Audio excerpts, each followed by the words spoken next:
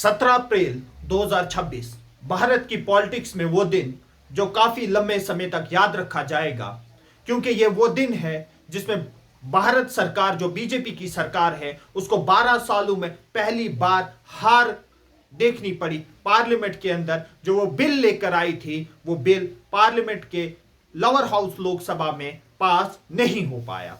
आज मुझे उसी के बारे में चर्चा करनी है, और उस चर्चा को शुरू करने से पहले आप ये प्रधानमंत्री श्री नरेंद्र मोदी जी की वीडियो देखिए। जब ये बिल पार्लियामेंट में पास नहीं हुआ, फिर उन्होंने अपने सोशल मीडिया हैंडल पर एक वीडियो पोस्ट की, जिससे उन्होंने पूरी भारत की महिलाओं से माफी मांगी। पहले ये वीडियो देखिए, फिर बात करते हैं। हमारे भरसक प्रयास के बावजूद हम सफल नहीं हो पाए।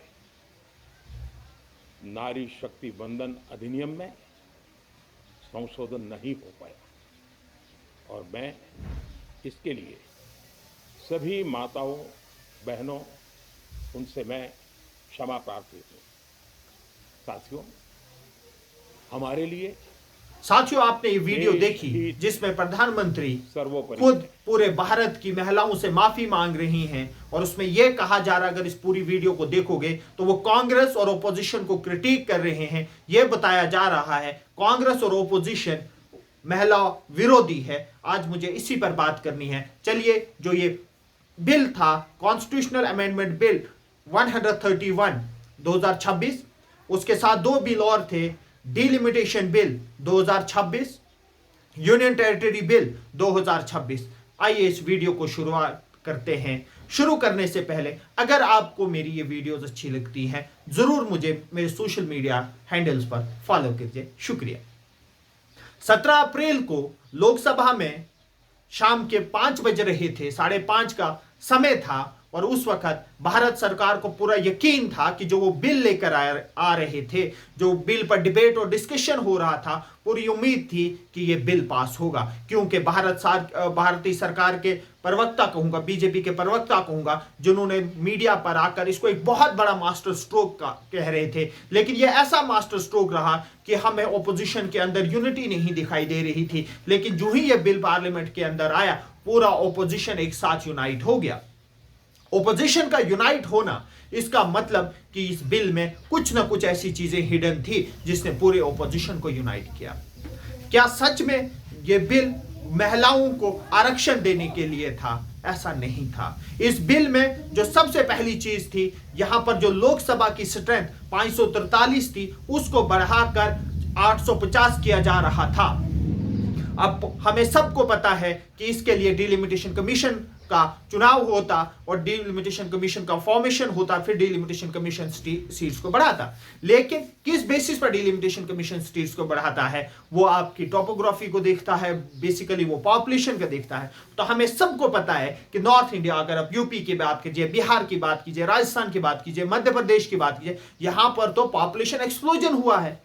अगर आप वहीं पर साउथ इंडियन स्टेट की बात कीजिए, आप केरल की बात कीजिए, आप तमिलनाडु की बात कीजिए, आप आंध्र प्रदेश की बात कीजिए, आप कर्नाटका की बात कीजिए, वहां पर पॉपुलेशन कंट्रोल हुआ, क्योंकि नेशनल फैमिली प्लानिंग बनी थी, जिस फैमिली प्लानिंग में यह कहा जा रहा था कि आपको पॉपुलेशन कंट्रोल करना है, और उन्होंने उस फैमिली प्लानिंग को इंप्लीमेंट किया और उन्होंने पॉपुलेशन कंट्रोल की।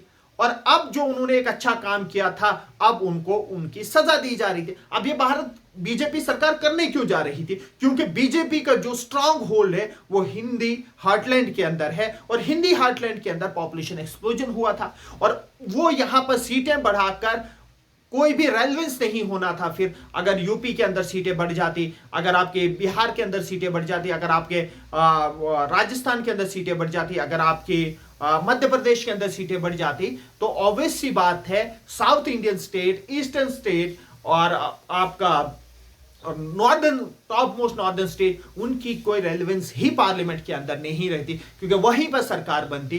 दैट मीन्स कि एक ऑथोरिटेरियन स्टेप था, जहां पर सेंट्रल गवर्नमेंट क्या कर रही थी, जो हिंदी हार्टलैंड था उसको अपने कोर को मजबूत करने जा रही थी, जो इस बिल की एक हकीकत थी।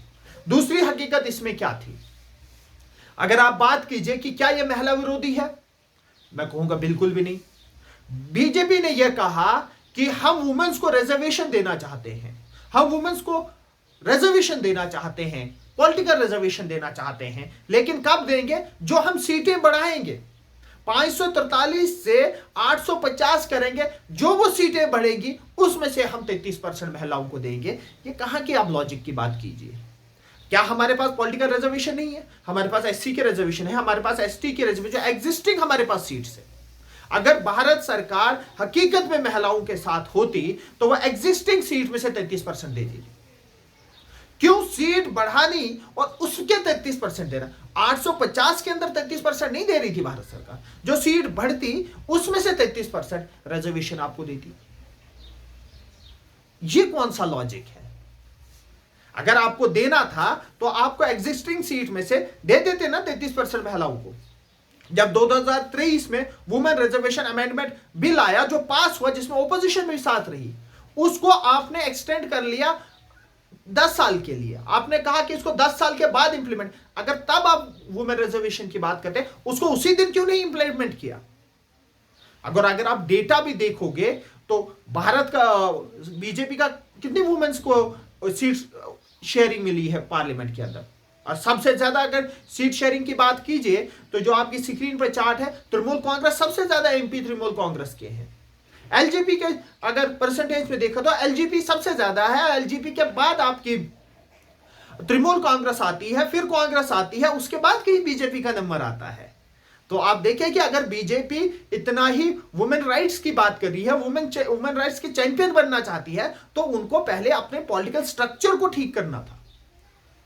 कितनी सीटें इस वक्त उन्होंने बंगाल के अंदर वुमेन्स को दी हैं? जब आपको डेटा मिलेगा आप परेशान मिलेगा, आपकी कथनी और करनी में फर्क दिखने को मिलेगा। अगर आप इस पूरी डिबेट को देखोगे तो दैट मीन्स कि ये डिबेट, इसके पीछे एक हिडन एजेंडा था। उस हिडन एजेंडे के थ्रू ये यहां पर बात कर रहे थे। वो हिडन एजेंडा क्या था? ये अपने कोर को स्ट्रॉन्ग करने जा रहे थे।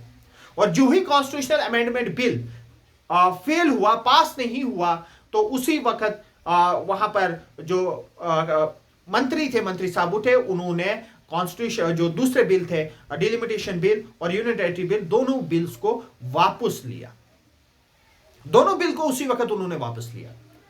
दूसरी चीज, क्यों ऑपोजिशन यूनाइट हुई? इसमें जो बेसिक स्ट्रक्चर था, जो कोऑपरेटिव फेडरलिज्म की हम बात कर रहे थे, वो वायलेशन हो रहा था। क्योंकि ये बिल जो चेंजिंग कर रहा था, ये बिल चेंजिंग कर रहा था आपका सेंटर स्टेट रिलेशन को। और जब सेंटर स्टेट रिलेशन को कोई चीज चेंज करती है, उस बिल को पारित करने के लिए, उस बिल को पास करने के लिए आपके पास 2/3 मेजॉरिटी का होना बहुत जरूरी है, जो भारत सरकार के पास 2/3 मेजॉरिटी नहीं थी। वो नहीं जुटला पाई 2/3 मेजॉरिटी। हो क्या रहा था? आप तो एक साइड लोकसभा की सीटें इंक्रीज कर रहे थे, बट इस बिल में राज्यसभा की कोई भी सीट इंक्रीज होने की बात ही नहीं थी। राज्यसभा जो स्टेटों का रिप्रेजेंटेटिव है, वहां पर अगर सीट नहीं इंक्रीज हो रही थी, दैट मीन्स कि राज्यसभा इररिलेवेंट हो रहा था। राज्यसभा की पावर को और इसमें कम किया जा रहा था और लोकसभा की पावर को और बढ़ाया जा रहा था। क्या ये कोऑपरेटिव फेडरलिज्म की तरफ जा रहे थे या हम सेंट्रलाइज्ड गवर्नमेंट की तरफ जा रहे थे? ये तो फेडरलिज्म के अगेंस्ट है, against the wishes of the federalism. क्योंकि अगर आर्टिकल 80 देखें इंडिया पार्लियामेंट में, तो वहां पर जो राज्यसभा की सीट है वो 250 है। अगर 250 है तो आपको यहां पर भी तो सीटें बढ़ानी थी। 2:1 के रेशियो से इस वक्त हमारे पार्लियामेंट में सीट है। अगर ये 850 हो जाती, ये 3:3:1 के रेशियो में बढ़ती, तो आपको राज्यसभा की सीटें भी तो बढ़ानी चाहिए थी। वहां पर भी तो फिर वुमेन को रिजर्वेशन देना था। ये एक पॉलिटिकल स्टंट था जिसमें भारत की सरकार पूरी फेल हो चुकी है, और जो उनका एक हिडन एजेंडा था वो लोगों के सामने आया है। आपके क्या विचार है जरूर मुझे वीडियो में बताइए।